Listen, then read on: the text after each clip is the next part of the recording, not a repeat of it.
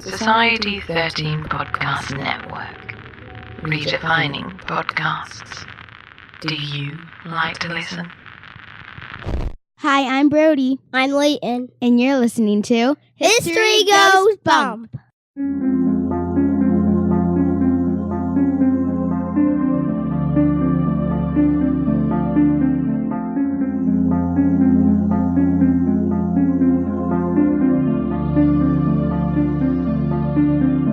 History tells the story of the world and of our lives. Sometimes that history goes bump in the night.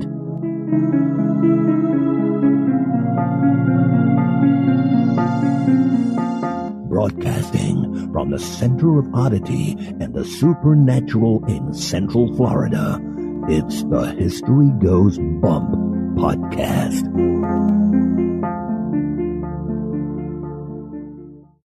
Hello, you spooktacular people. Welcome to this 230th episode of the History Goes Bump podcast. Ghost Tours for the Theater of the Mind. I am your host, Diane. And this is Denise. Right there at the beginning of the show, that little intro was by our niece and nephew, Brody and Leighton. When we have a niece and nephew in town, why not get them live on the show? Especially when one of them is the creepy one we always tell you about. Yes, little creepy. Leighton got to spend the night in the studio, so he was in here with all the skulls and Pennywise and all kinds of other creepy stuff we have in here. The Haunted Mansion stuff. Denise, we are really excited about this particular episode. This is probably the most unique one that we've ever done. A couple of things that we want to start off telling you is if you listen to our podcast in a noisy environment, whether it's a noisy commute or a noisy office, you might want to save this for later when you can listen to it in a more quiet place where you can focus a little bit more, because we are going to be joined on this episode by 4 young ladies who are from Malaysia. So that means our connection is between America and Malaysia on Skype. So sometimes it's really clear, other times it's not. And also with these young ladies, they do a fabulous job with the language, but English is not their first language. And so you know the pronunciation struggles I have. And so you're going to be listening with the Malaysian pronunciation of the English words is all. And they're also shy. They do become more forthright as the podcast goes. So at the beginning, you're just going to get through some of the shyness as they warm up to us. Obviously, they're not in a studio talking to us. It's just a laptop that they have sitting up in the middle of the room for all of them to talk.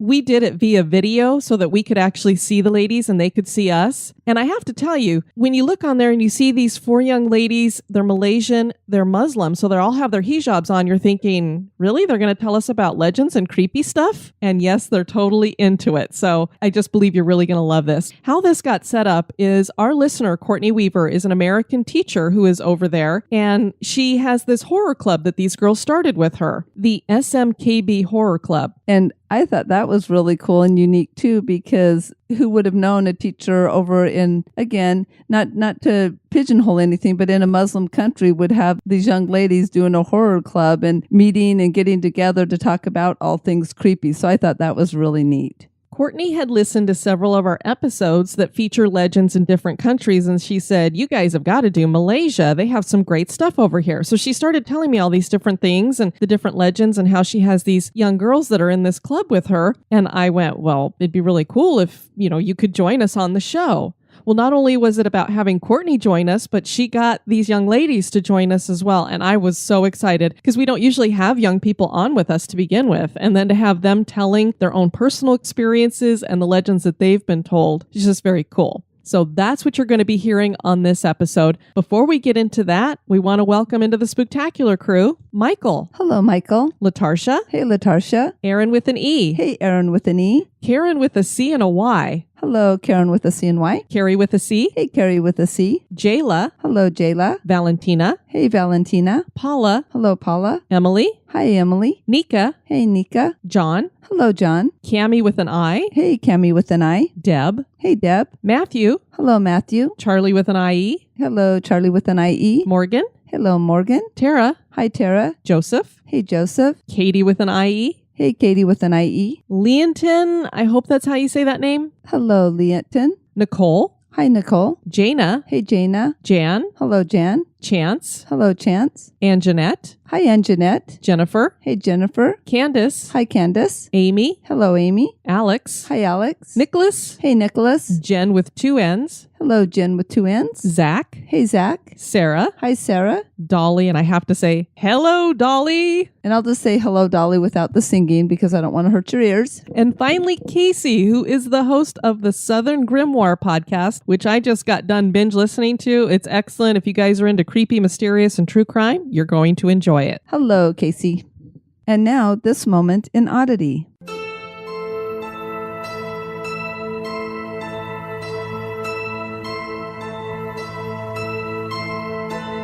Flathead Lake can be found in northwest Montana on the southern tip of the Rocky Mountain Trench. It is the largest natural freshwater lake in the western United States. Flathead Lake is also home to a creature that is named for the lake. Those who've seen the Flathead Lake Monster describe it looking similar to the Loch Ness Monster, with an eel-like or snake-like body.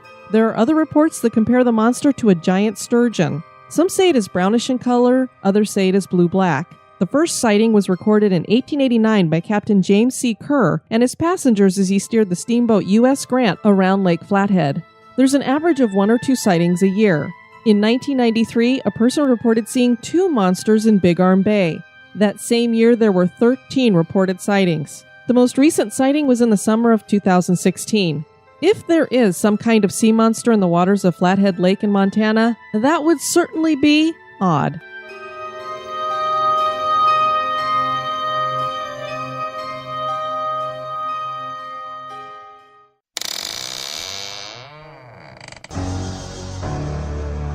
Are you afraid of the dark?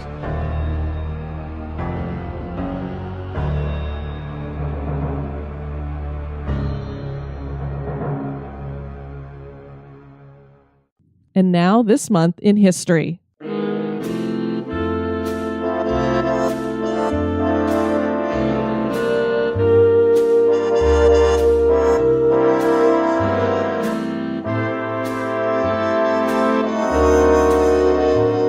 This month in history was suggested by listener Lori Gunter in honor of National Diabetes Awareness Month. In the month of November in 1922, Eli Lilly chemist George B. Walden discovered isoelectric precipitation, which made it possible to produce large quantities of highly refined insulin. The discovery of insulin and the road to its man-made production dates back to 1869, when a medical student in Berlin named Paul Langerhans discovered tissue clumps in the pancreas, which were named for him the islets of Langerhans. Dr. Frederick Banting and his assistant, Charles Best, began experiments at the University of Toronto in a lab provided by J.J.R. MacLeod in 1921 to see if they could isolate what substance was produced by the pancreas. Dr. Banting figured out that it was connected to the islets of Langerhans, and he began tests on dogs that eventually confirmed the existence of iletin, or what we now call insulin. Dr. Banting and Best injected a severely diabetic dog with pancreas extract and prolonged its life. A biochemist named James Collip worked with the men to purify the substance, and they tested it on a 14-year-old boy named Leonard Thompson. He had a severe allergic reaction, and Collip purified the insulin further. It worked like a charm. Eli Lilly then collaborated with the University of Toronto to figure out a way to produce insulin commercially. Lilly research chemist George Walden developed a pure, stable form of insulin and a way to produce it in large quantities with isoelectric precipitation. The Nobel Prize in Physiology or Medicine was awarded in 1923 to Dr. Banting and J.J.R. MacLeod. Dr. Banting was infuriated that Best was not mentioned in the award, and he split his prize with the assistant. MacLeod split his prize with the biochemist Collip.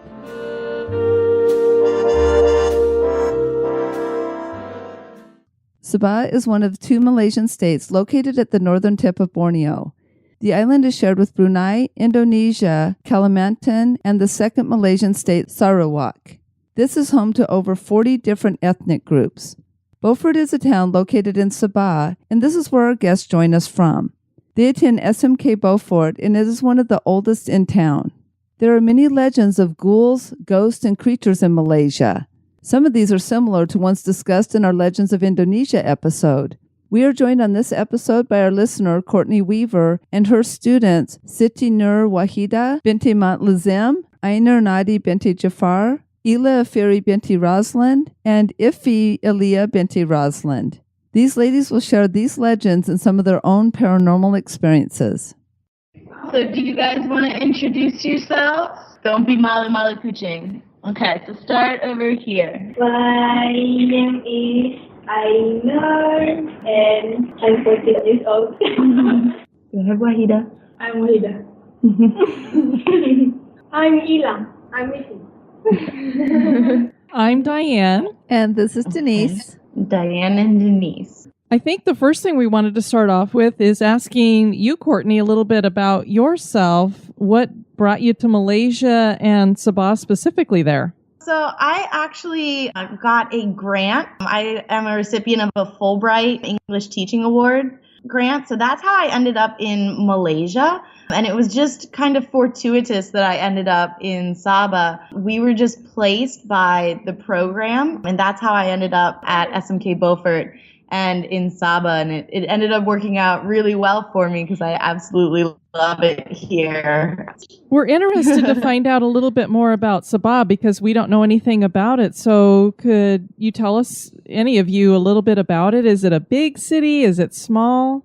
So Sabah is actually a state. So that refers to the whole state. So there are actually two states. So the way that Malaysia is made up, there's what's called Peninsular Malaysia, we call Semenanjung. And then there's also two states on the island of Borneo. So they call that East Malaysia. And there's Sarawak, which is a bit more west of us. And then we are on the northern tip of Borneo. That's the state of Sabah. I think the girls can tell you a little bit more about the history and things of Sabah. So how did Sabah start out? The Sultan by Sabah and Brunei. Sabah, when it initially started out, right, it was under the Brunei Sultanate, right? Mm-hmm. It was under the Brunei Sultanate. And then the Brunei Sultanate gave up peace to the Philippines, right? What was the name of that Sultanate again, guys? The Sulu? Yeah. The Sulu Sultanate. So after that, who came in? Who took over Sabah after Brunei? What about the British? The British came in. Okay. Yeah, so the British came in and established the North Borneo Company, right?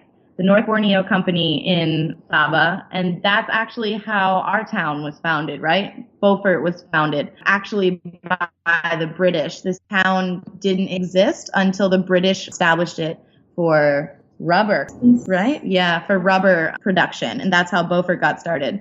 There were lots of settlements though, right? Klias and where else, guys? Limboang, and everything was still here, but the town itself, what we call Pekan, actually was founded by the British, and that's why it has such a British name, right? Yeah. Mm-hmm. It was named after the governor of Sabah at the time, Beaufort. After the British, who came in? The Japanese came in during World War II, right? Mm-hmm. So the Japanese came in World War II, and then what happened after the Japanese, girls? Merdeka. Merdeka. What's Merdeka mean? Independence. Independence. Yeah, Merdeka means independence. And then how did Sabah end up part of Malaysia? They make a deal with the Semenanjung. Semenanjung. Yeah. So they ended up making a deal with the peninsula, and that's how Sabah has kind of gotten to where it is politically today as part of Malaysia. Sabah and Sarawak are quite different from the peninsula, right? What are some of the ways, guys, that Sabah is different from the peninsula? They talk. Yeah. Did you catch that? They were saying that the accent and the way people in Sabah speak is very, very different from people on the peninsula. Okay. Where do most people think Sabahans are from? From Indon, right? yeah. Mm-hmm. A lot of people, when Sabahans go to Semenanjung, to the peninsular part of Malaysia, they think that Sabahans are actually Indonesian. One of my friends has actually had a professor at his university in Kuala Lumpur, in the capital of Malaysia. Welcome to Malaysia. And he's like, I'm Malaysian. I grew up in Sabah. And the guy was like, huh? What? And he was like, welcome to Malaysia, because a lot of people on the peninsula, they actually don't realize that Sabah and Sarawak are part of Malaysia. And they have such a very different way of speaking, right? What's one thing that you guys say in Sabah that they don't say in Vida? What about ba? Yeah. Ba. So B-A-H, ba. Mm-hmm. The Sabahan slang is very different. So in the peninsula, a lot of people will say like la. You just say like boleh la, which means like, yeah, I can. But here we say what? Boleh ba. Boleh ba kalau kau, which means like, yeah, of course I can. So the way of speaking is very different, right? And plus, how many languages do we have in Sabah? Countless languages in Sabah. Mm-hmm. And why is that? Because we have too many ethnic. Lots of ethnic groups, right? Yeah. So there's lots of ethnic groups in Sabah. So Ainur, your family is Murud, and then Waheedah, Bisaya, and then Ifi are both Bisaya. Can you see Ifi? This is Ifi. They're both Bisaya. So all of those languages are quite different from each other. And a lot of the girls know some words in their ethnic languages as well. So that's kind of blended into the Sabahan kind of dialect of Bahasa Melayu, which is Malay language. Very nice. Well, I liked Bali Ba better anyway, so there. Is that how they said it? She said she likes Boleh Ba better. There is a special club that you all have formed, the Horror Club. So would one of you like to share with our listeners how that club got started? Actually, we create a group, or our subgroup for the English teachers and our class and members, with our classmates. But then we're not talking about ghosts things here. That's when we got really like. Yeah, we started to making the horror club. That we like horror things from. Yeah. Like her. So we all just kind of ended up talking about horror stories all the time, right? On WhatsApp, you can change group names, and our group name before the club got started was the Creepy Kids, and they were always telling me about the horror movies that they were watching and stuff like that, and I was like, this is awesome, and this is why I say I was very, very fortunate in my placement that I was placed with students who like the same things that I do, really enjoy horror movies and things like that. It was really awesome. So how did Horror Club get started? What have we been doing in Horror Club? We wrote some stories, like our own horror story. We exchange our ends about horror things. We read some comics, review, and so on. It was great. What was your favorite thing we did? Watching the movie. I showed them the old version of It because it just came out. So we just watched the mini series of It a week ago, right, guys? Yeah. So what is it about the scary stories that you guys like? There's killing and go. So you like the gory parts? You like the gory parts of it? Yeah, we like that.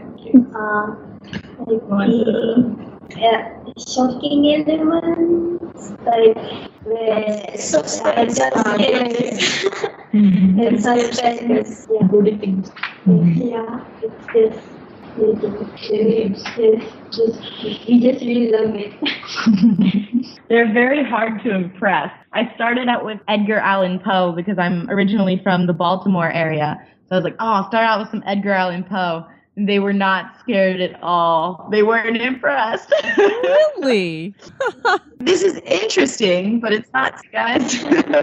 Sure. I know when I was young, I liked scary movies because it made my heart race. So I liked having my heart race when I got scared. So do you guys like your physical reaction to horror movies? Yes. Yeah, making your heart race. What else happens? Adrenaline. Yeah, your adrenaline gets going. Mm-hmm. Goosebumps. Does anybody jump? Mm-hmm. Do you guys jump? No, not jumping. You guys just said you like scares. Yes, jump scares. Just flinch. Yeah, yeah, we're not that scared. We're not that scared. Very Has a brave. movie ever scared you? Well, I jump, so I guess you guys are braver than I am, you ladies. They're very brave. Some of the stories they've told me, I'm just like, I've laid awake at night and I'm just like, oh no, how am I gonna sleep? They told me this story about this ghost. I know you have scary legends there that pertain to vampires, which are pretty scary creatures. And it seems like you have two different kinds there. And I know I'm going to say this wrong, so you'll probably all laugh at me. Balan, is that how you say one of them? Yeah. And they're also laughing because what happens when you say the name, guys? Yeah, just believe that when we say the name, the goal will come and So when you say the name, the ghost will come, the creature will come when you say the name of it. So when you say Balan, the belief is that it's going to come and find you and haunt you. Oh, great. Thanks, Diane. So you could have told me before I said it. They have quite a bit of ocean to cross to get to you guys. Okay. So hopefully you're okay. Hopefully there might be powerful, though. So do you want to tell them? Balan is a flying head. Yes, it's Kind a of. head with some organs. A living vampire creature that detaches its head at night and goes around for some bloody things on pregnant women. Like the women that were pregnant and have during their period.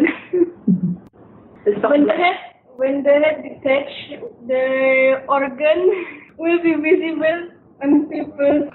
So you can see the organs just kind of hanging down from the head, right? Yes. But so what do they do? Do they only come out at night or? At night. At night? So what do they do during the day? Where does this flying head hang out? They migrate to their body and act like a normal human to prevent suspicion.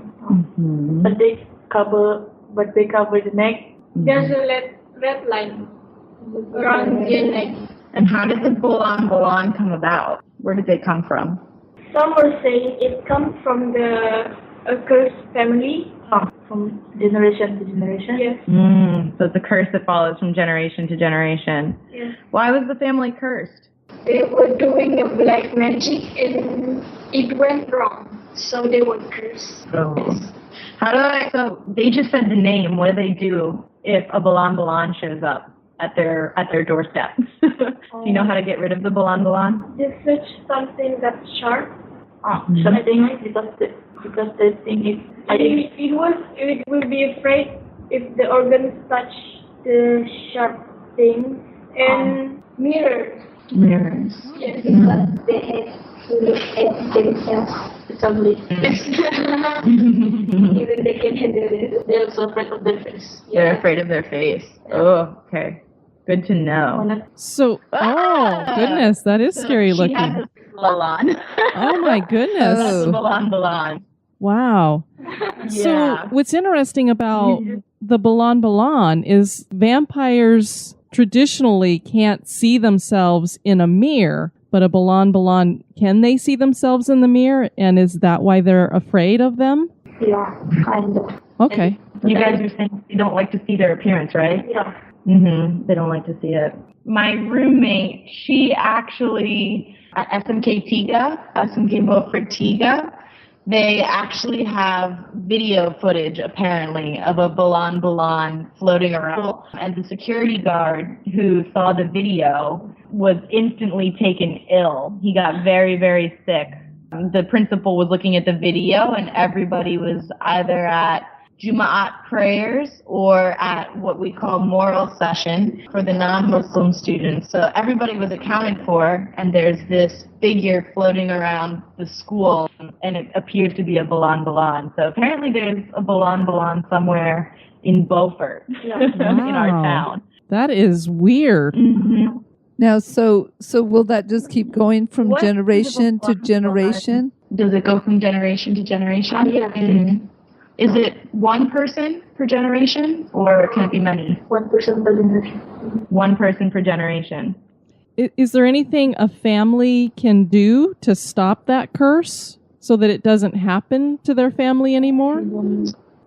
I think it's no, it's just because the one that was cursed needs to be killed.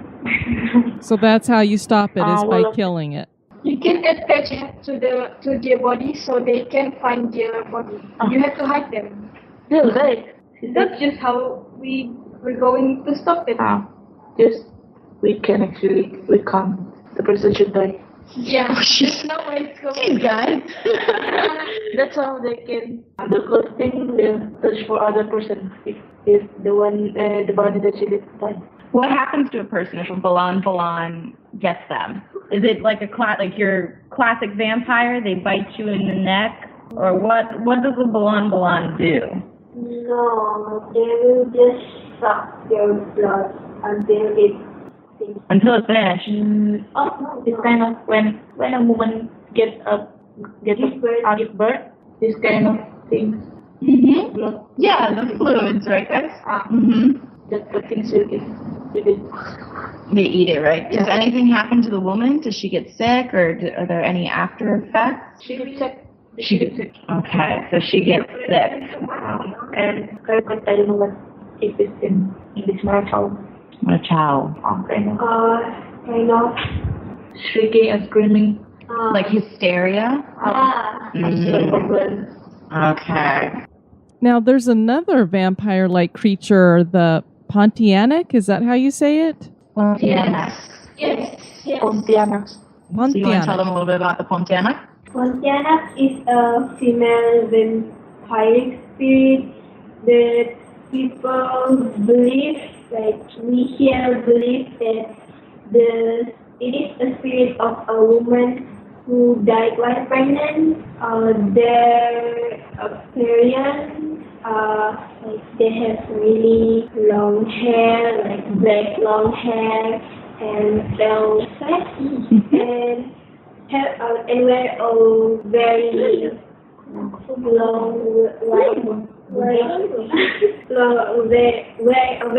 long white clothing, something like that. Waheedah has another picture for you. This is what Waheedah is. Oh my this goodness. This is what the Pontianak looks like. So it basically looks like a bride with a white dress. People think that they are very beautiful, but once they see the face of the Pontianak, it is ugly.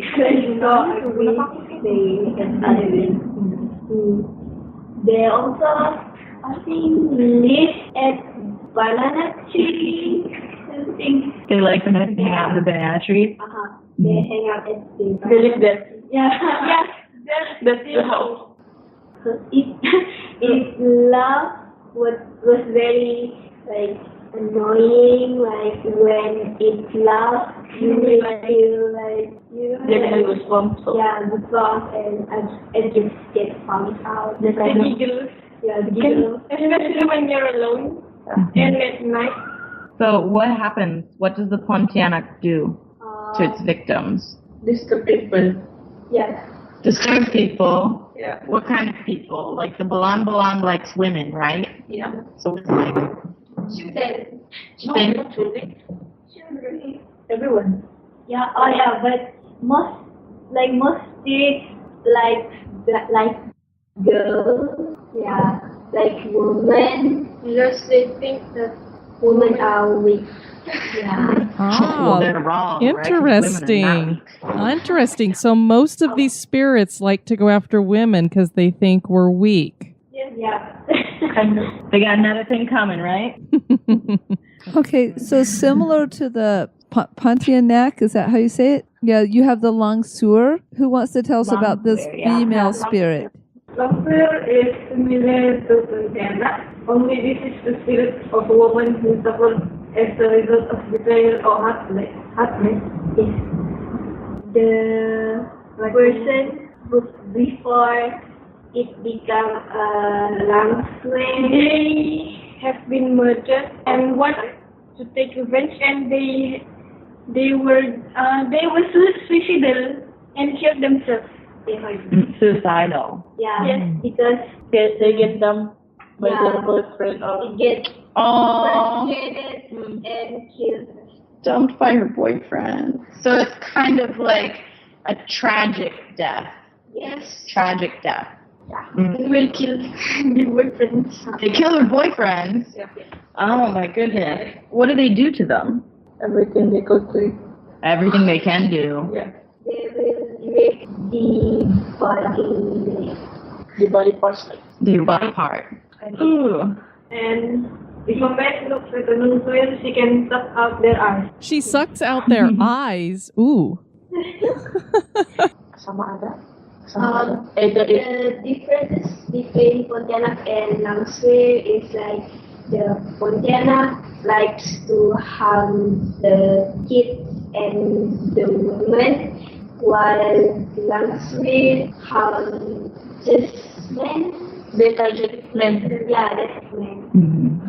They just like a brave woman, but then when they will change. They will no change into different before that there's kind of oh my god what is What word are you looking for, Waheedah? di belakang ada macam koyak mana bisa dia Her its body like ripped out until all its organs, like we can see all organs. everything inside Yeah. from the back. from the back. Yeah. If Ooh. they turn around. Yeah. Wow. In different places around the world, there are these weird creatures like the Loch Ness Monster or Bigfoot. And you guys have something there that is kind of one of these weird creatures. And boy, I'm really going to butcher this one. Is it Tambuakar? Tambuakar. Yeah. So it sounds like you were close, right? Say it again, guys. Tambuakar. So very close. A+. Thank you. Hey. So who wants to talk about the Tambuakar? Tambuakar unique creature that were only in Beaufort, like in our Waheedah River, that was in Beaufort. It also has some similarities to the Loch Ness Monster, or can be in like Champlain. The creature is supposed to look like a dragon, like dragonish things. Wow, Also, so it looks like a dragon. Yeah, Wow. but we can see it. We can see it with our eyes because it's invisible. So it's like a spirit. Yeah. Okay. Okay. Mm-hmm. There's like people said that if you took it Children. the Tambuakar will be angry, and if it's angry, the Tambuakar will make the town Beaufort because it's angry. If children get away by someone. So How would we end up taking its children? because They can change. They can Yeah. shape shift.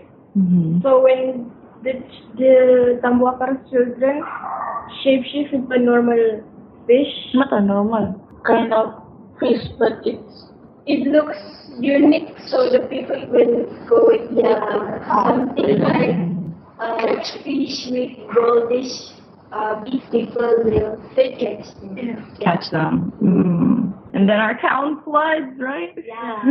often here. So how does it make it flood? Does it make the water rise? Is it because it splashes the water out? How does it cause the flooding? Both combined. Yeah. They cry and flash. Yeah. Okay. The water doesn't live in the water. Like it lives somewhere. But when it's angry, like you want to cry or something, they will just jump the water like the river and it will flood. Yeah. You guys have these things called, they're like family spirits. Gimbaran or Shahak? Can you tell us a little bit about those?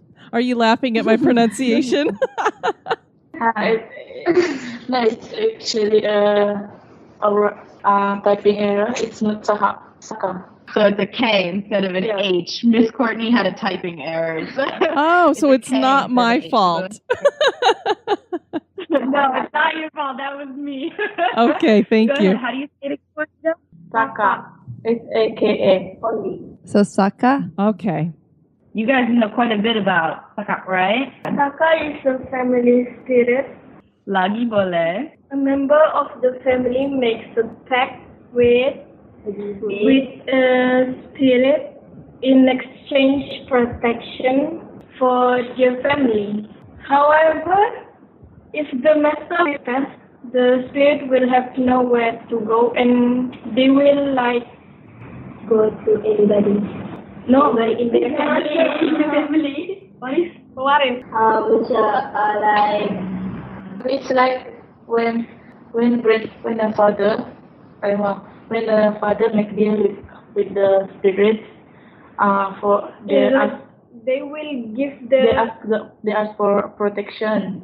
So when the father dies, the spirit will go to one of the father's children. Yeah. She will it's the weakest one. They will get into the weakest one of the father's children. It feels disrespected because when the master of the spirit passed, when the master of the spirit was still alive, it feeds the spirit. So it feeds them. It kind of keeps them happy. They have to keep the spirit happy. Yes. So if the weakest of the master of the spirit dies, right, and then the child of whoever the Sakak goes to, right, if they keep them happy, will they be okay? Yeah, kinda. But other people will fight and just they don't. They will just they know if you have a Sakak, kind of. They will just badmouth you and just. So the people's system will go down and people just don't like some family with Sakak. Is it kind of like cheating? Like you're cheating because you have it protects you? It's kind of, you believe in devil. People will not believe in them. Okay, so it's kind of like black magic. Yeah. Yes. Kind of, they don't believe in God. So.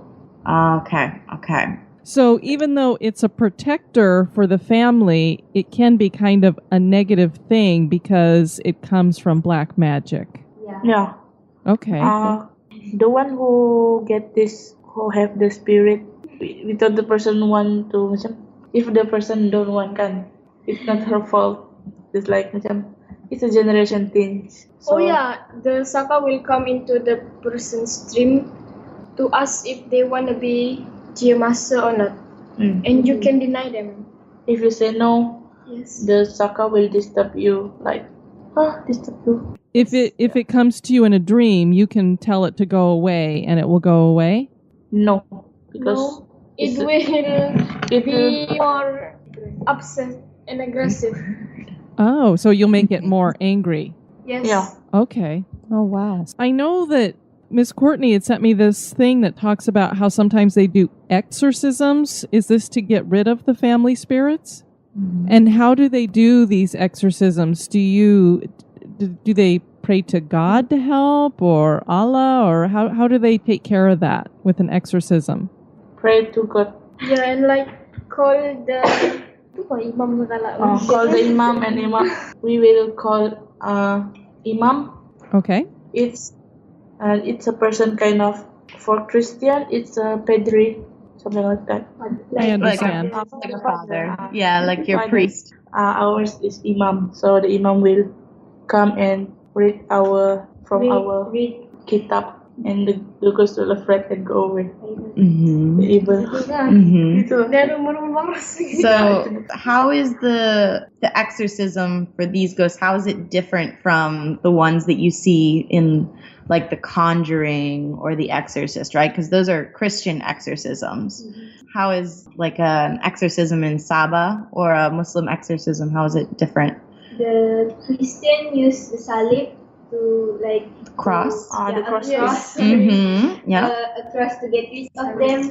While us, we use like the imam will read some from the kitab, and it's just read and sometimes they use some water and apa bang? Padi, beras, and the padi.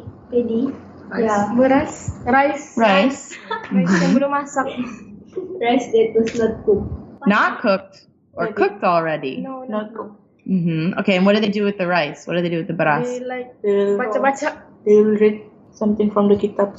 They will throw it toward the spirit. The ones that was being possessed. So instead of holy water, they throw rice? Is that correct? Yeah. Yes. Interesting. Okay. You guys were telling me earlier about cooked corn or a cooked egg that they start at the head, like in the movie. You guys remember that? No. Is it you who was telling me about that? No. Like in what's the movie? Don't Look Back. How do you say that in Bahasa Melayu? Don't look Jangan back. pandang belakang. Yeah, that old movie. They took a corn cob, right? Cooked corn, already cooked, and they started at the man's head and went all the way down his body, all the way to his toes while the imam was saying his prayers, and then they buried it. They buried the corn, and the ghost was attached to the corn. Every exorcism is different. Based on how strong the ghosts are. So it's a little bit more flexible than, say, like in the movies, right? Because in The Conjuring, they were talking about how one of the characters isn't a priest. Like, can he do an exorcism? So it's not as strict. Or is it a little bit, or the same? It's just kind of the same. Kind of the same? The difference is what the imam read. So the actual prayers can change depending on the spirit. Yeah. Okay. Okay. But the imam has to do it. The imam has to do the rite of the exorcism. Not really all imam. Like Some people that are expert. Yeah, we believe that some people like with special ability. Yeah, abilities that can connect to the spirit. Yeah. If I learn how to, I can also can. You also can. But actually, something like it's our horror movie from Malaysia. Don't look the Jangan Pandang Belakang movies, kind of comedy kan? Yeah. So it's like Scary Movie 1, 2, 3. Okay. Kind of like a joke about horror movies. Yeah. Okay. But there's this we call it apa? Munafik. It's munafik. Munafik is better than Jangan Pandang Belakang. Munafik you should tell it. I don't know if it's available in YouTube or not. So these are movies, right? Yes. Okay. These are just Malaysian horror movies we're talking about. Okay, good. Our ghost is just like a kind of that in the munafik.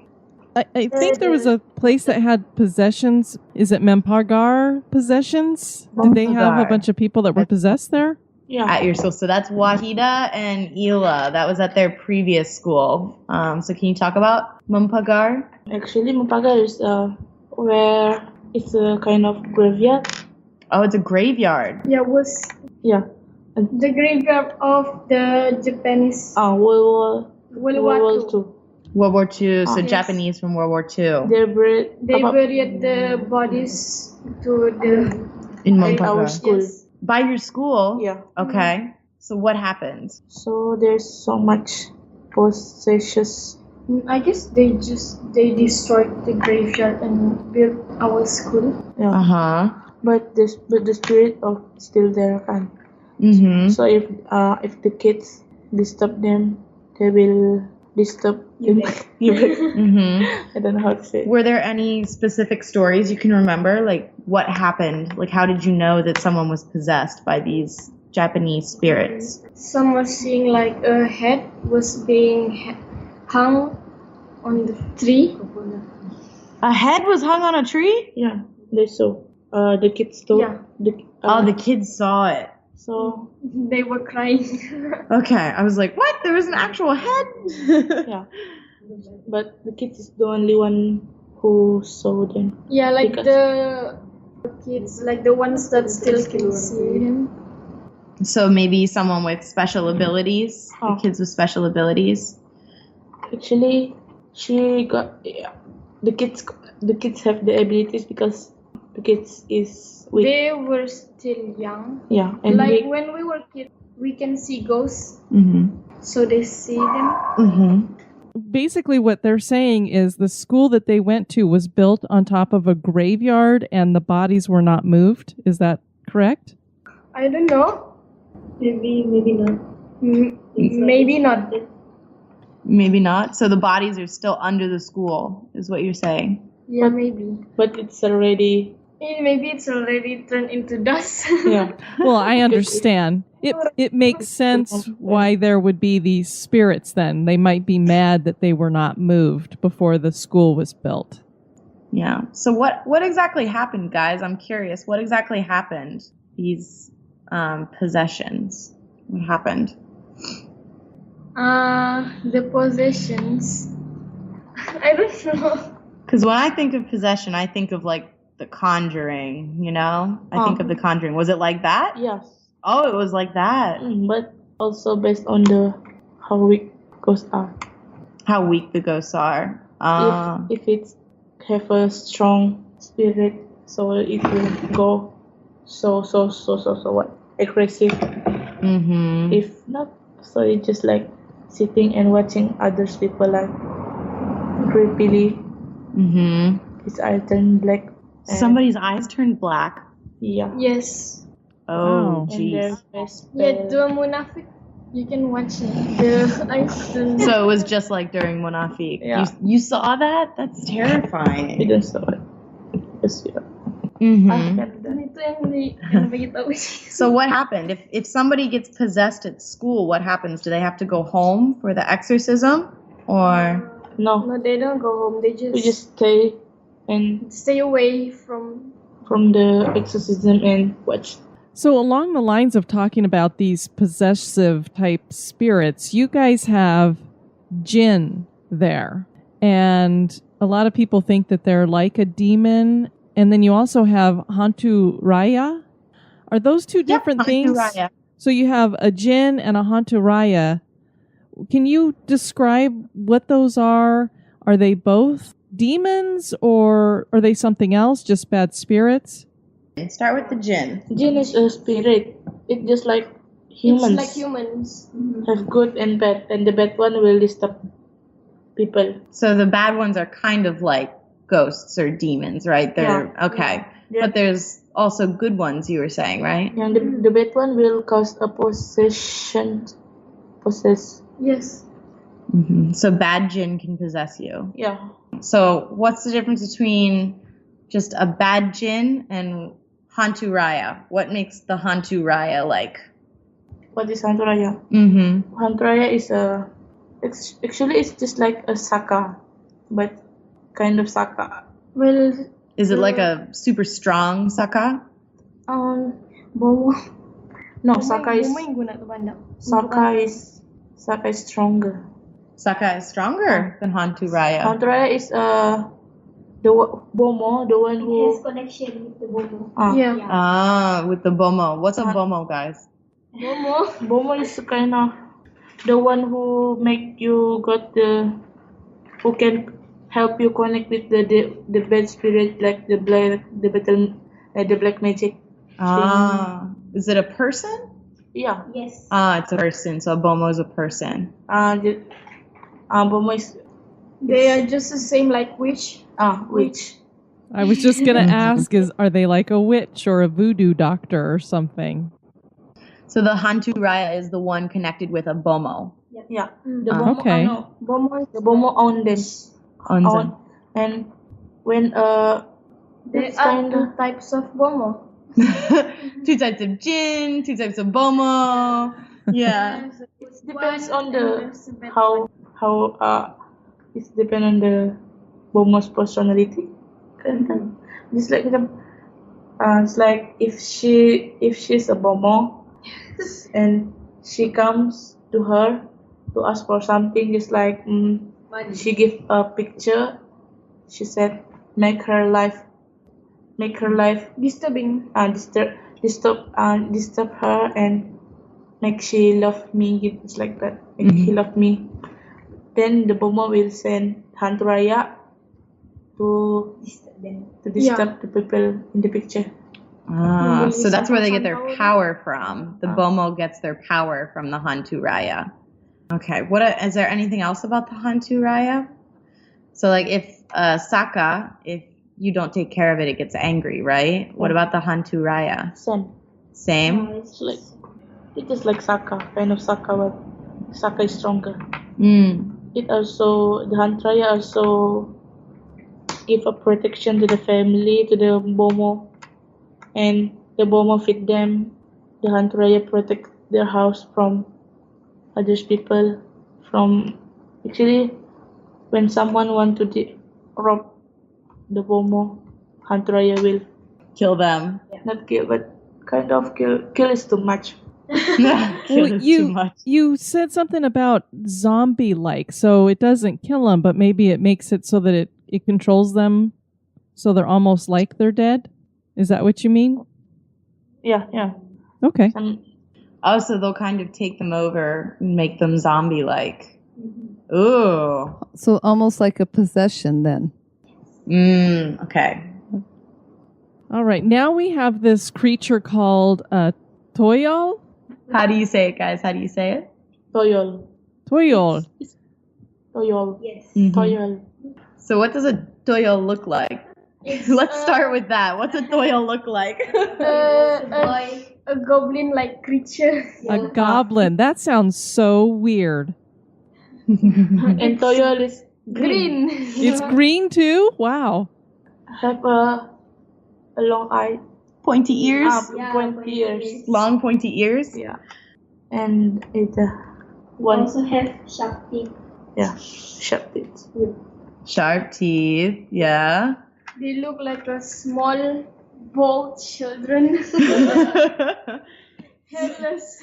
Small, bald, hairless children with pointy teeth and they're green, right? Yeah. Wow. So tell them a little bit about the toyol. So they sound like they look pretty weird. What else do they do? What all do toyol do? They steal things. Yep, they are a thief. They are a thief. They're a thief? Yeah, they love money. Sometimes people keep them for stealing. For people keep the toyol to help them steal from other people. So the people just ask the toyol to steal theirs, or the toyol will get into the house and then steal everything, just like money. And he stole money, only stole money. If the person in the house realize there's something like toyol, they can just throw a bin to them. So the toyol will end up counting the bin until the morning, because they only know how to count until 10. Until 1 to 10. So they will be confused. Yeah, because the bin is too many. So she only can the toyol only can count them to 10, 1 to 3. So they end up counting until morning. So they catch them. Catch the toyol. And toyol sucks your blood. Yeah, toyol also can suck your blood. They suck from your toe. From your toe. They suck your blood from your toe. Ooh. Yeah. Yes. When you're sleeping, it's like that. You lie down and they're under it there. So you better keep the sheets on top of your feet. Yeah. Have you ever seen one before or know anybody who has seen one? You guys ever seen Toyo? No. No. Because I don't think there's any toil here. Yeah. No Toyo in Beaufort. No toil in No Toyo in Beaufort. So we have a Bulan, but we don't have No, okay, no Yeah. goblins, but the other really creepy stuff. Great. There's also another thing that's called a pokong. Pokong? Pochong. Pochong. Yeah, whenever you see a C in a Bahasa Melayu word, they pronounce the C as a ch. Okay. So it's pochong. Okay, so pochong. Can you tell us a little bit about the pochong? This is the first one you guys told me about. Yeah. It's a soul of a dead person who is wrapped in a burial shroud like kain kapan. Yeah, we mention it as a kain kapan. When we die, the people will bury us. Wrap you? Yeah, wrap us with with the kain kapan, the white long and white clothes. Yeah, something like that. Mm-hmm. So the pocong is like a dead person. It can walk. It just can hop like jumping Why can't it walk? because the leg was wrapped. Oh, so it's almost like a mummy, and since the legs are wrapped together, it has to hop. It can't walk because it can't move its legs. Yes. Okay. Okay. So why would you see a pochong? When do they come out? Night. At night. Midnight. Everything comes out at night, right? Yeah. They just don't. But why would you see a pochong? What does a pochong want? Pocong is just They just disturb people. They don't want anything.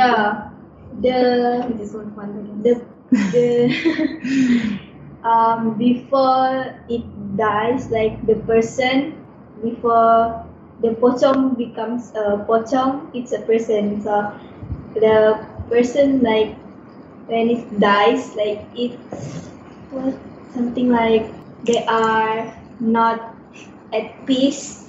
Okay. So they come to Earth and like disturb everybody that goes on its way, something like that.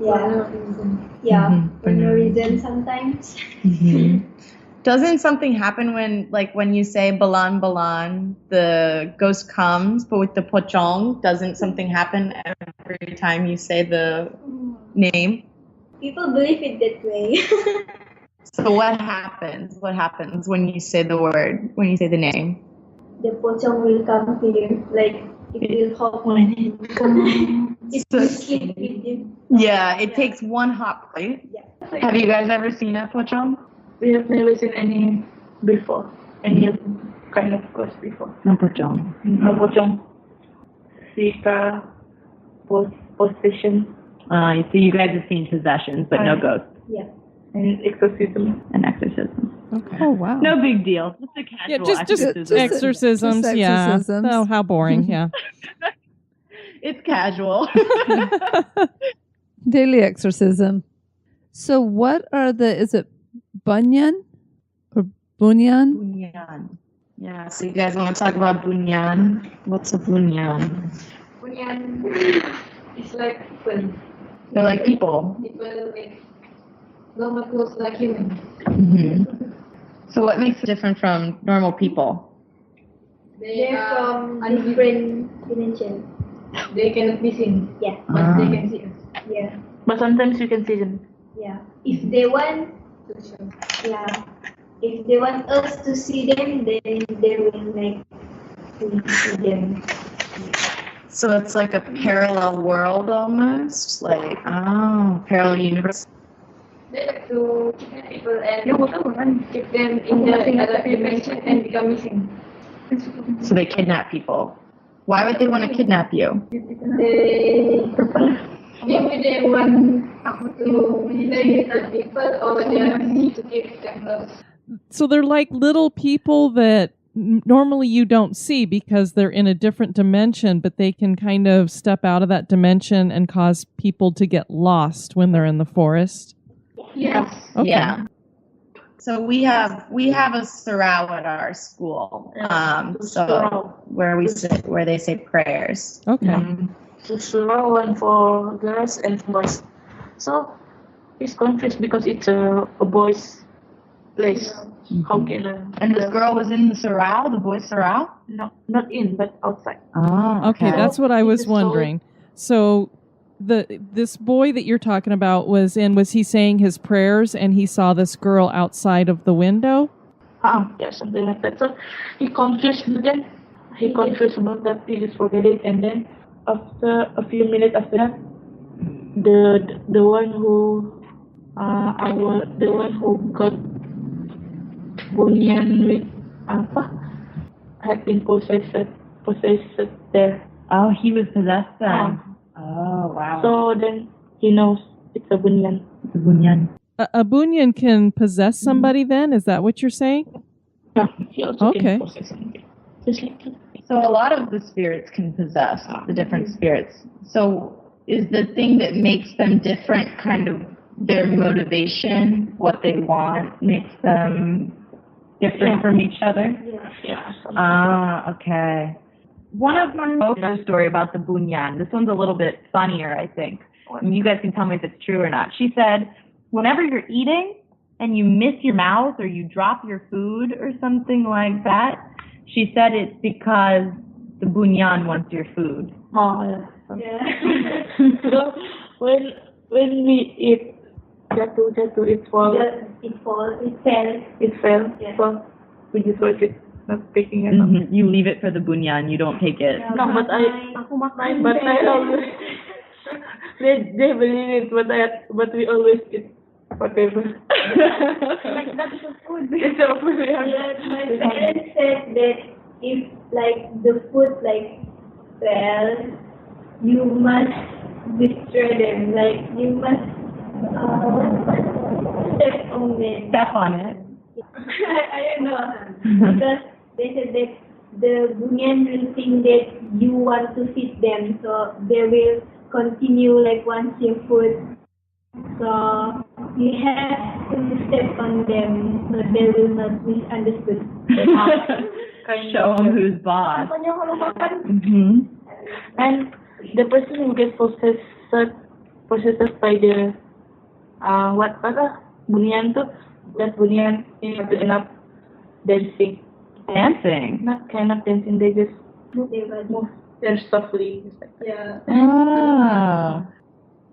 Many, many, many years ago, you had different tribes who lived there, and they used to practice this thing called headhunting. And I know you have a museum there that has a display about this. Could you tell our listeners a little bit about headhunters and what they did? Headhunter just hunting for other people's head because they want to make a bridge stronger. That was for one tribe, though, right? One group, right? Because each group has different reasons for doing the headhunting, Yes. right? But this is the famous one with the bridge. Ah, the famous one. Okay. They bury the Bury. bury the head under the bridge so the bridge will Be strong. be strong because our school is Very hard. So, my friends in Tambunan, right, they're Dusun.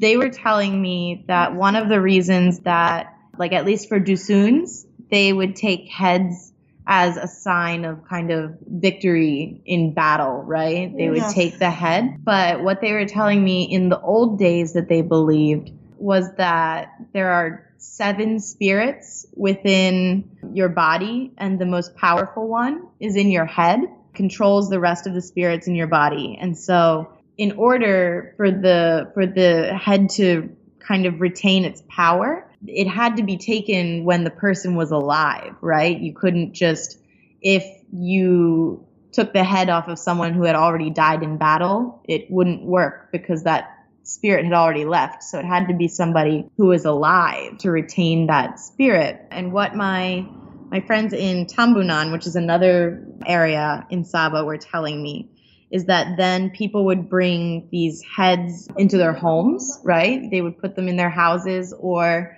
they would keep them in a public place in their kampong or their village. And after some rituals to kind of, appease the spirit and welcome it into the community, it would actually be treated as one of their ancestors, right? And it would be used to kind of protect the community. Have you guys ever heard that? Is that true? My auntie, aunt. Yeah, you can say auntie. Yeah, auntie can. But that was just for, dusuns in Tambunan. I've also heard, and you guys can tell me whether I'm wrong or not, didn't some men, if they wanted to get married? Yeah. They want to get married with a girl in the house, and when 3 men want the girl, so they need to hunt as much head as they can. So the more heads. Whoever has the most heads. Whoever had got the most head, the most head wins. Great. Well, that's so it's kind interesting. of proving you're a big, strong man, right?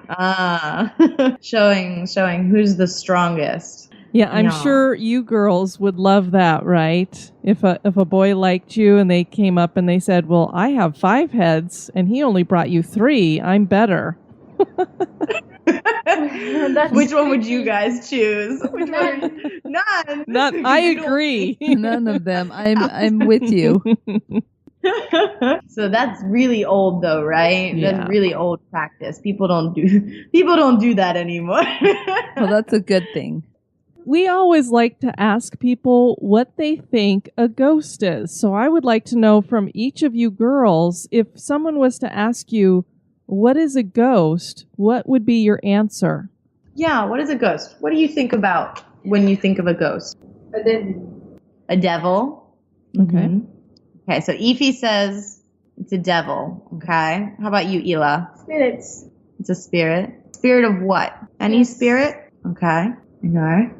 It's a spirit that we shouldn't have disturbed. Like, it has their own life and we have our own life. So if we don't disturb them, then they will not disturb us too. Miss Waheedah, what do you think a ghost is? God, we believe that God. Ghost. We believe that ghost is a spirit, a devil spirit that not live in peace, that want to disturb people, and something like that. So the general consensus is it's kind of a ghost is a spirit, right? Yeah. But you guys think of ghosts as more bad spirits. Is that what I'm getting from you guys? Is that what I should understand? Yeah. Okay. So ghost is a bad spirit. Do you think there is a particular time of day when the spirits seem to be more active? Like, are they more active at night, do you hear, or day, or does it not matter? Most of them active at night. At night, and especially in Thursday night. Thursday night. Why is that? Because malam Jumat. Because the next day is Jumat. The next day is the Friday. Mm-hmm. Friday is where is the end of. It's the head of. Macam mana? It's like the Thursday, Friday is like Friday night for us. For Islam, like. So it's important in Islam, right? Yeah. Friday is important in Islam. And because Friday is the leader. Yeah. The leader of the day, Friday. So it's kind of like for Christians, Sunday is important, right? Yeah. Sunday is the important day for Christians. Okay. Friday is important for Muslims, right?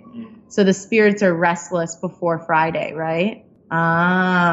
What about, is there a certain time of day that I should stay inside around, like, maybe my friend told me around one of the azans, I need to stay inside. Yeah, when Maghrib, especially in Maghrib.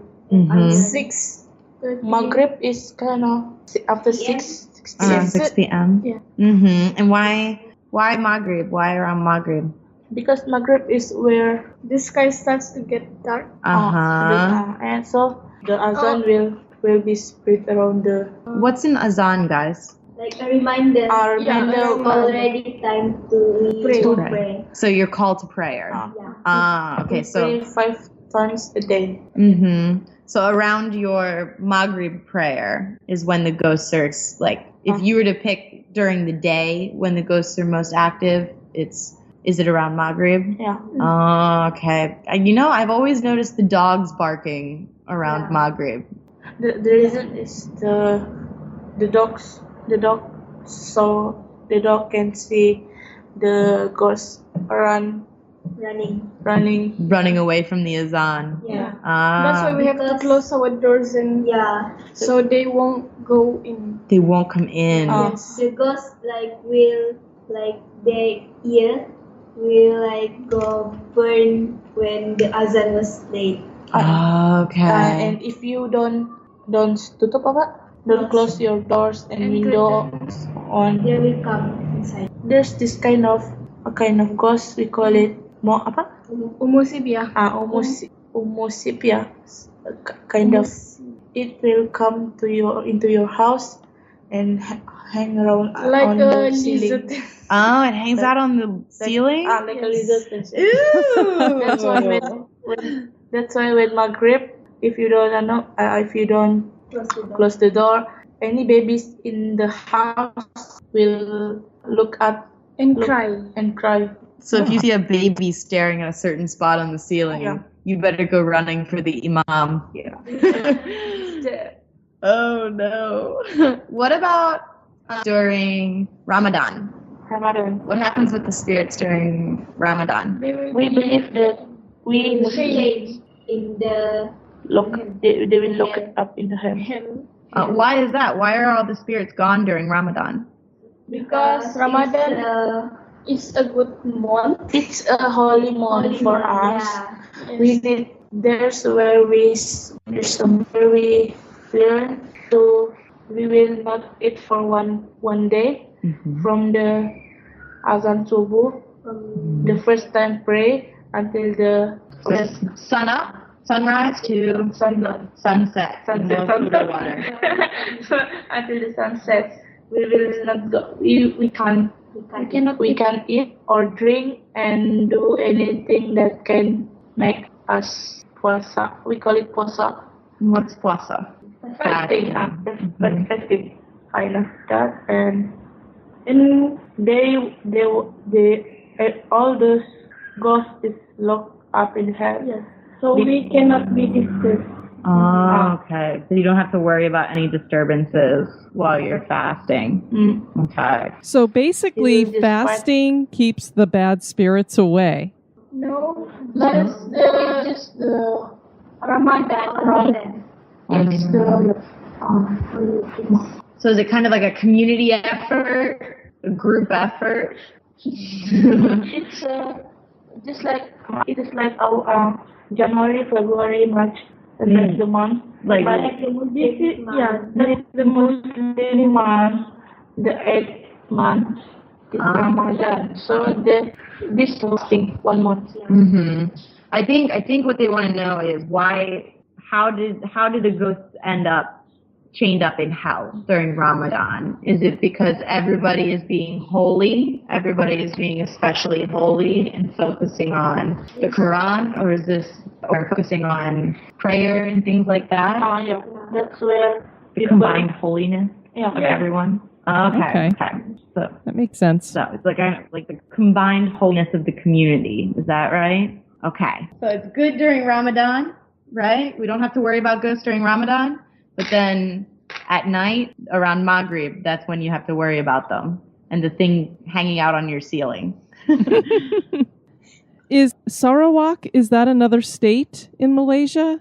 Yes, so Sarawak is the other Malaysian state on the island of Borneo. Combined, they're known as East Malaysia. So one of our students, Keisha, who goes to our school, she is actually from Kuching. Sarawak, which is the capital city of Sarawak. She's not here with us today because it's a weekend, but I think she sent the stories to you girls, right? Yeah. She explained it to you? Okay, so maybe you guys can retell Keisha's stories from Sarawak. Keisha said one day her friend and his friend went to the library at the school, but the library was closed. So they were just walking around.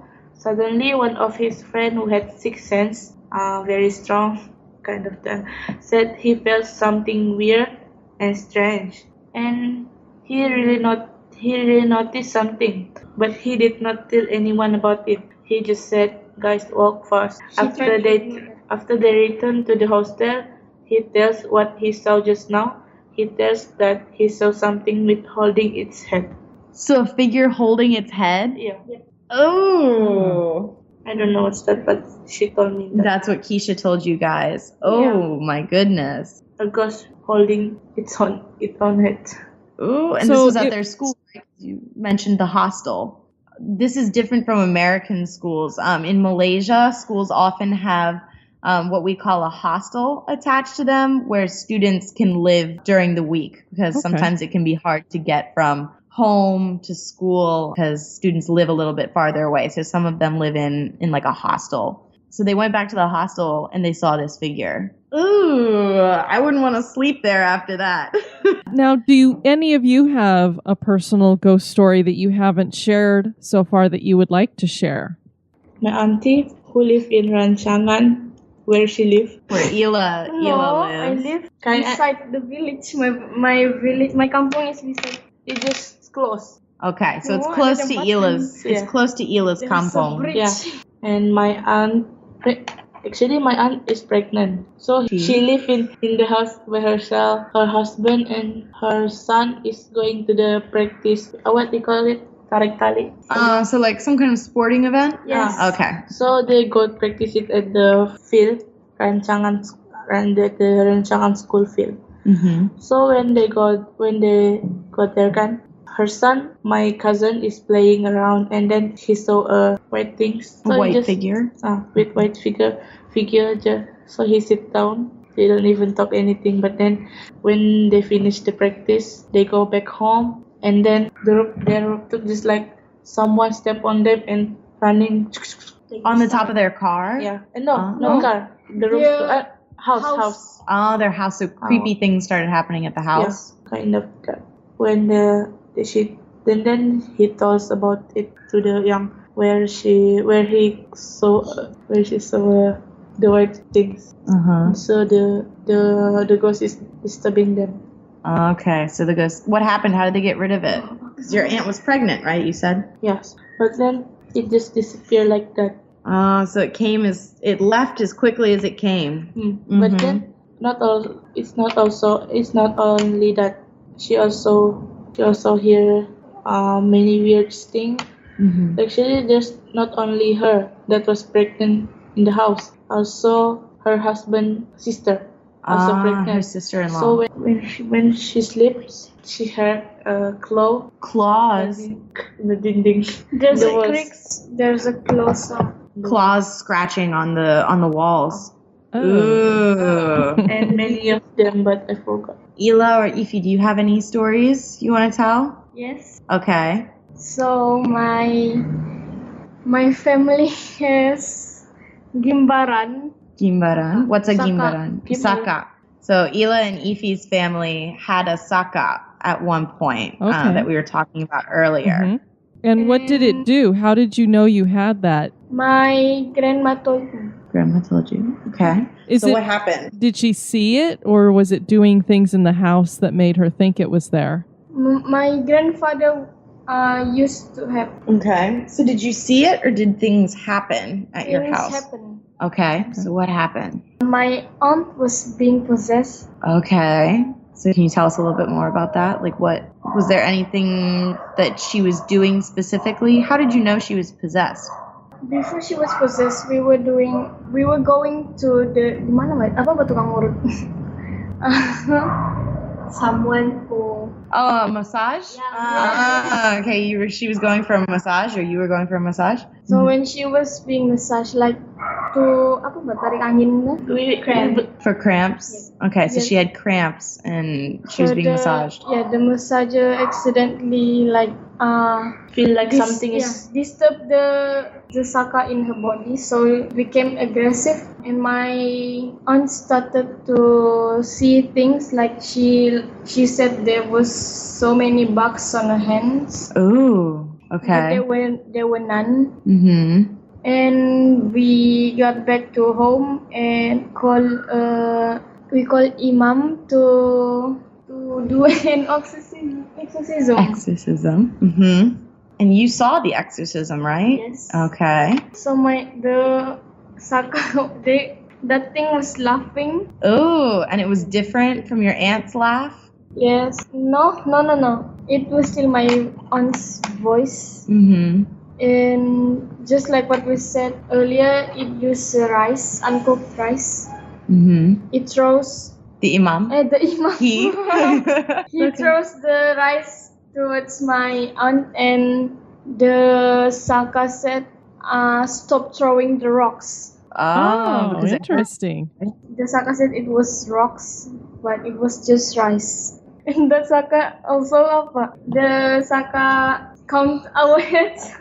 Counted your head? Yes. No, we were in the room with... It was discounting. Yes, the door was like that. And so it had like the door that she just pointed to, it was like a sliding door? Yes. Okay, so it was just a sliding door. So she can see us. That's a little creepy. She starts counting your heads.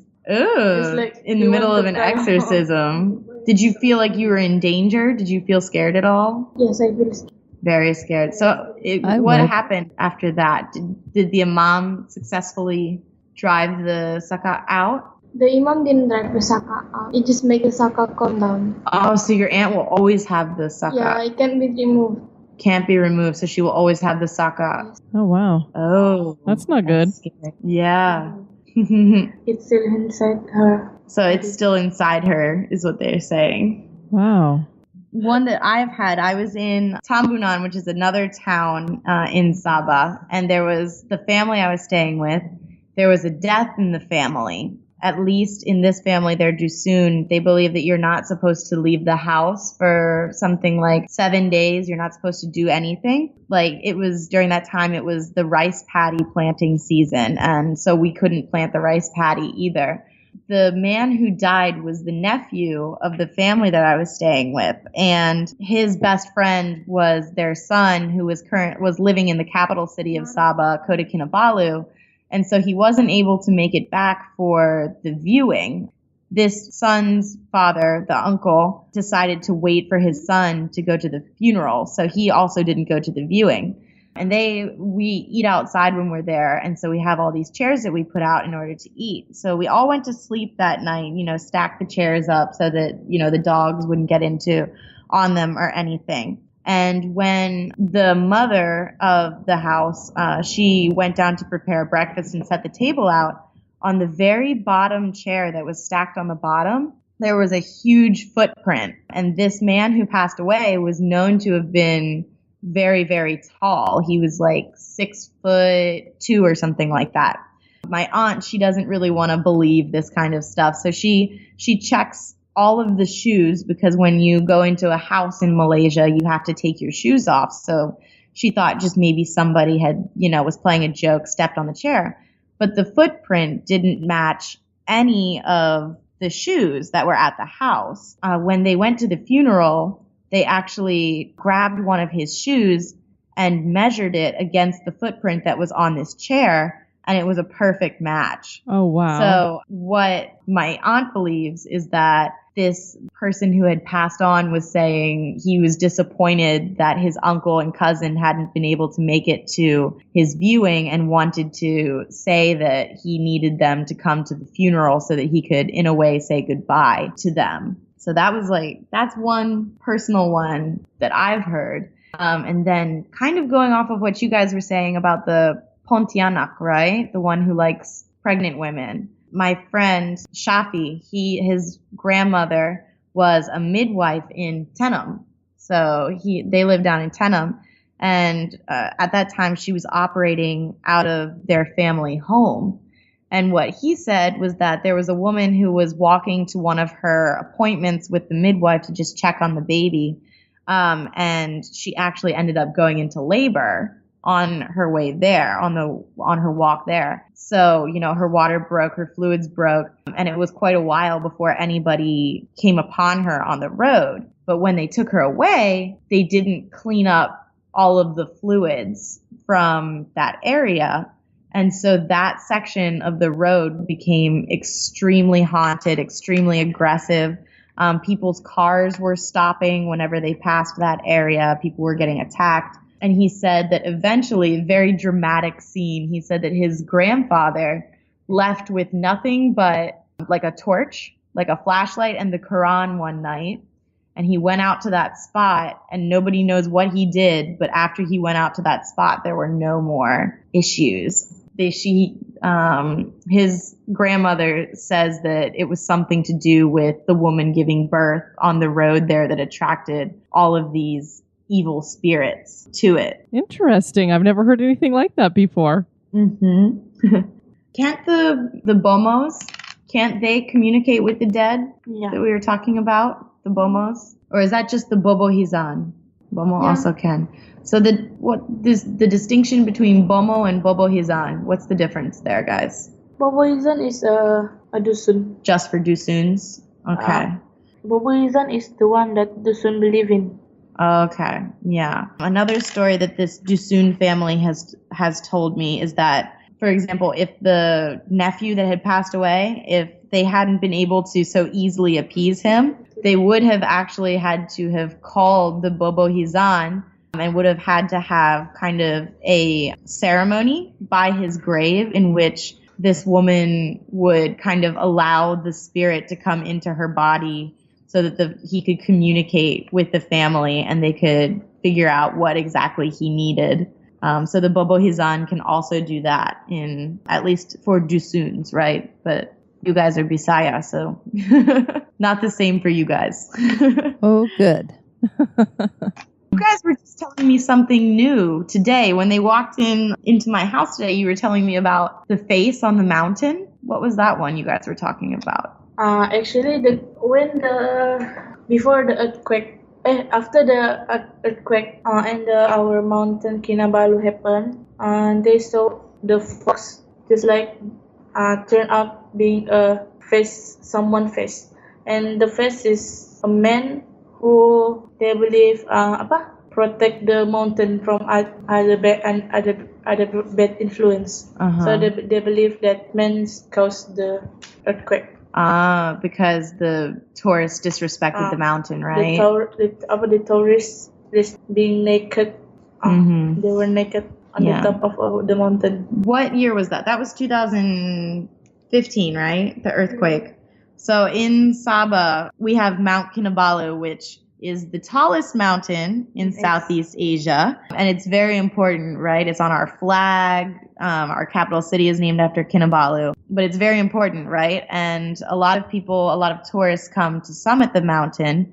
And a bunch of these tourists came and they decided that it would be a good idea to strip naked on the top of the mountain and take a photo. But that didn't turn out so well for them. Because what was it, like a day after, 2 days after? Sometime after that, a day or so after that, there was a massive earthquake that completely racked the Kundasang area where Mount Kinabalu is located.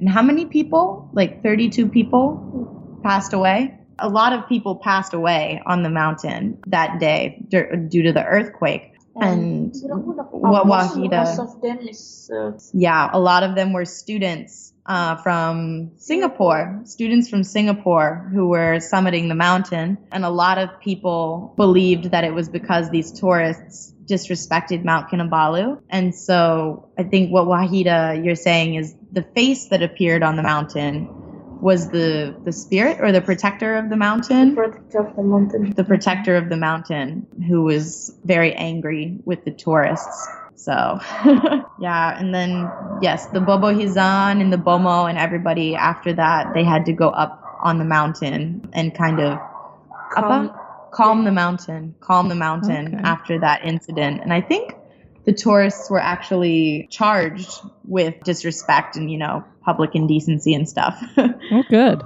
Well, I mean, if they caused Yeah. an earthquake, they should be charged with something. Yeah, no Yeah. kidding. Exactly. Well, what about one more that I'm curious about that I want you to tell me about? Mak Lampir. Oh my god. Malampir is a witch known for her large, long breasts. Breasts. Breasts. Okay. The story differs that she makes the Malampirs will kidnap a kids and hide them under the breast. So she hides them with her breasts. Yeah. Interesting. Yeah. Yeah, it's a little bit hard to explain. Mhm. So when they realize that the kid is lost, so they will they will call imam and search for them, and do an exorcism. So when it's done, they will make the Malampir afraid, so they release the kids. Mm-hmm. I wanted you guys to talk about that one because I was confused what Mak Lampir was. I just want you to remember that Miss Courtney asked you about it and not me, because I thought, well, I'm not going to embarrass them with asking them that. Nor would I. She's a ghost from, a witch from, that's a story from Indon, right? Yeah. So because Borneo is shared between Sabah and Sarawak, which are part of Malaysia, and then we have Brunei, and then there's also Kalimantan, which is Indonesian. And especially because Beaufort, where Beaufort is located, is so far south in Sabah, we have a lot of Indonesian influence. There's actually several communities in Beaufort that are originally from Indonesia. Bugis is one of them. So we have a lot of, luckily for us, Indonesian food, but also some crazy Indonesian folk stories. Gotcha. Well, thank you so much for sharing them with us. And I know our listeners are just going to absolutely love this. You girls have been wonderful. Thank you for sharing. Yes, thank you so much. How do you say goodbye in Bahasa Melayu? Selamat tinggal. Selamat tinggal. Selamat tinggal? Yep, selamat tinggal. Ify just said, good luck trying to sleep at night, since you said the name of the Balan and the... I know, and it's night here, so we're getting ready to go to bed, so thank you. Miss Diane will not be sleeping. Well, good luck and selamat tinggal. Thank you for your time and interest in Sabah. Thank you, girls. Yeah, thank you. Have a good night. All right. You have a great day. Okay. Bye-bye. This was a fascinating and fun cultural experience hearing about the legends of Malaysia from our SBKB Horror Club Creepy Girls. Are these just traditional stories handed down through the generations, or did some of these creatures actually exist at one time? Do they still exist? That is for you to decide. Denise, that was a lot of fun talking with those young ladies, especially because we were able to do it on video, so we could see when they were snickering at our pronunciations. And I really liked that Courtney would jump in every so often, and we would try to jump in to explain a little bit further to make it easier for people to understand the different legends that they were talking about and to verify exactly what they had said. Because some of the stuff I was just like, what? That's amazing. Yes, it was really, really fun. And I like that they actually laughed at you more than me, so that was fun too. We invite you guys to check out our website at historygoesbump.com. And if people want to send us some feedback, Denise, where can they do that? They can do that at historygoesbump@gmail.com. We did get an email from Tara.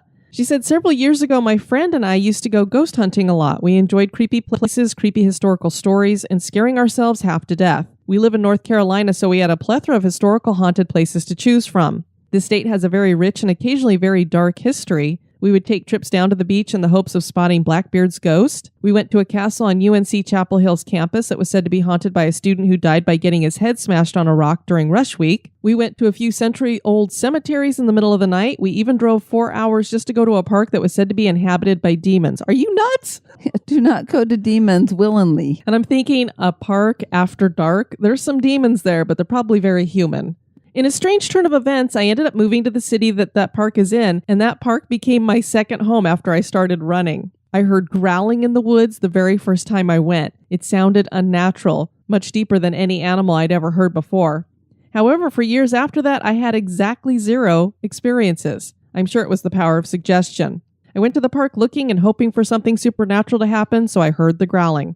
Every other time I went to the park, hundreds of times over the course of a few years, I heard and saw nothing, so it's very likely I was just hearing things merely because I wanted to. Anyway, why I'm writing is about the Devil's Tramping Ground. And we did do an episode that featured the Devil's Tramping Ground, and the title of the episode was The Devil's Tramping Grounds, and we covered a whole lot of different areas. And so she just explained a little bit about it. For those of you who haven't heard the episode, it's basically this place in the woods. It's a large circle where nothing grows. No plants, no trees, nothing. The common story associated with this location is that the devil himself goes there, walks around that circle in the middle of the night, plotting his wicked deeds, and that's why nothing can grow in that area, and his hooves have burned the ground. People who've stayed overnight have reported waking up in different locations, always outside the circle. People have reported that when they placed an object inside the circle, that they'll find it outside of the circle, that it's been thrown out the next day. She continues, now, me with my interest in demons and the devil, not in a creepy way, I don't really believe they exist, I had to visit, and my friend was just as excited as I was. This place was in the middle of nowhere. There was maybe one house every 2 miles or so, and they were surrounded by dense woods. The open area known as the Devil's Tramping Ground was difficult to find. It was visible from the road, but only if you knew exactly what you were looking for. We would have missed it entirely had a truck not been pulled off to the side of the road right in front of the tramping grounds. Well, right when my friend and I got there and walked into the circle, we looked at each other and laughed. It was dull. There was nothing exciting or creepy about it. I remember my friend joking, well, at least you enjoyed the drive, referring to the idea we'd possibly wasted a 1.5-hour drive out there to look at dead plants. We then looked to our left and saw a path, so naturally we followed it. In hindsight, this was probably not a good idea for 2 19-year-old girls to do in a town no one knew where we were, alone. However, no one kidnapped us, especially if there's a truck already pulled over there. Where was the person with the truck? And houses every 2 miles, that kind of is bringing up visions of Texas Chainsaw Massacre, all of those things where they could keep you as prisoners. So I'm glad you're writing this today, girls. While we were walking, we stumbled on animal hair. Then I remembered driving past a goat farm not even 2 miles back. The first thing I thought was animal sacrifices. People are disgusting. I felt a little uneasy and we were both a bit creeped out by it, but we kept walking. Eventually the path led to a farmer's property, so we turned around and walked back toward the tramping grounds. On the way back, I decided to pull my phone out and take a bunch of pictures. I held my phone over my head and took pictures of whatever was behind me as we were walking. I figured if nothing else, I'll get pretty pictures of nature. I also took pictures of the fur we found, but I can't seem to find that picture. We got back to the tramping grounds and took some pictures of us there.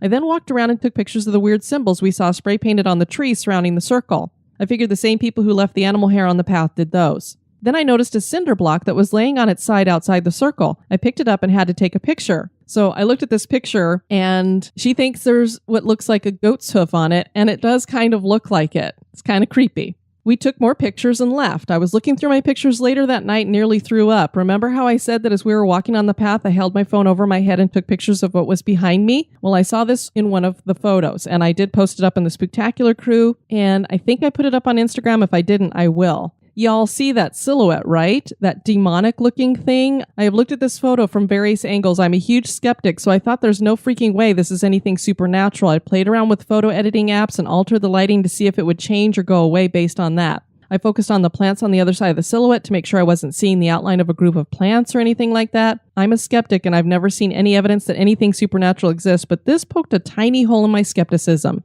I just have absolutely no explanation for this. Y'all see it too, right? The outline of the head and shoulders, the eyes and sinister grin. Tell me I'm not crazy. Am I just seeing things? I sent the photo to my friend that day and all I said was, do you see it? And she sent back a curse word. She never cursed before that. Haha, needless to say, it freaked us out. Although I have to admit, it did not deter us from going ghost hunting in the future. However, we also never went in search of the devil himself ever again. Haha. Well, I have to say, I looked at the picture and several people in the Spooktacular crew, and she didn't point out what she was indicating. You know, some people will put a circle around it, and she didn't, and I saw it immediately. Now, maybe it's pareidolia, because our minds like to make faces and things. But if it is making a face in this thing, it's a creepy face. I could see that this would be some kind of demonic thing walking behind her. It's a very freaky picture. And Tara, who wrote this email, I want to send her congratulations, as well as Tiffany. They were both winners in our cemetery bingo game that we played the Sunday before Halloween.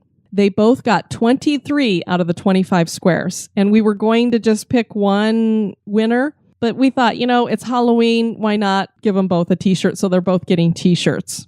Yes, that's very cool. We had a great time with it. I know a lot of people weren't able to participate with us because they were either feeling under the weather. We know there were storms in certain places. So we will be doing this again in the future. And in the Spooktacular crew, we loaded up 3 other bingo cards that Suzanne Silk had created. So there are now 4 bingo cards up there with different things on them. So you can go out with your friends and your family to a cemetery and say, you each get these different cards. We're going to go for whoever gets the diagonal first wins. And you guys can have a lot of fun. We hope that this starts a love for those of you who maybe aren't as into cemeteries or are creeped out by them. Maybe this gets you into the seeing how wonderful all of the symbology and things are in a cemetery. It's just really neat the things you find, because when we were doing cemetery bingo, I came around, there was a beautiful headstone. It didn't have any of the symbols we needed on, but with my love of the Polynesian culture and the hula, it was a beautiful epitaph and headstone to a young Polynesian girl that had passed away, and it had plumeria flowers and somebody down by the water's edge dumping water out of the shell that was going into the ocean. It was absolutely gorgeous. And so I just took a moment to just send thoughts to her family. So cemeteries can be a really, really neat place to connect back or send positive energy to the people who lost the people that are there. And we have some reviews from Apple Podcasts. First one is Patchouli Drop. Where have I been? 5 stars. I saw this podcast a while back, but I started with the first podcast and wasn't impressed. But in my search for Halloween entertainment this year, I decided to try again with the latest episode. Perhaps they had a rocky start, but these women have certainly found their stride. They give the history and folklore behind paranormal phenomenon, haunted places and ghost stories, and sprinkle in humor and conjecture for good measure. I could listen to these women all day. Full disclosure, I've been listening to these women all day lately as I get caught up on their back catalog. Well, thank you so much for giving us a second try, and I'm glad you've enjoyed it the second time around. Next, we have Jersey Diva. Fantastic, 5 stars. This podcast is just fantastic. I just love the historical stories, the different destinations. Denise and Diane make it so much more interesting with their interaction. You might be interested in my state, New Jersey, where I live. We have the Jersey Devil, Batstow, the Pine Barrens, so very much history along the Delaware River during the Revolutionary War. We did do one on the Jersey Devil, which was absolutely fascinating. Cassidy 234, History Goes Bump is wicked awesome, 5 stars. My favorite podcast. I look forward to it every week and promote it to all my friends and coworkers. My favorite character by far is Mom. Keep up the amazing work. Well, she'll be thrilled to hear that. We want to thank you all for tuning into this episode. I have been your host, Diane. And this has been Denise. You take care now. Bye-bye. This episode has been brought to you by our executive producers. We'd like to welcome new executive producers, Timothy Rich, Shondell Young, Kathy Boltier, Double A, Lady Lyra, and thank you to Andrew Eastwood and Brianne Barr for increasing your pledges. Want to keep the spooks away? Give us a review.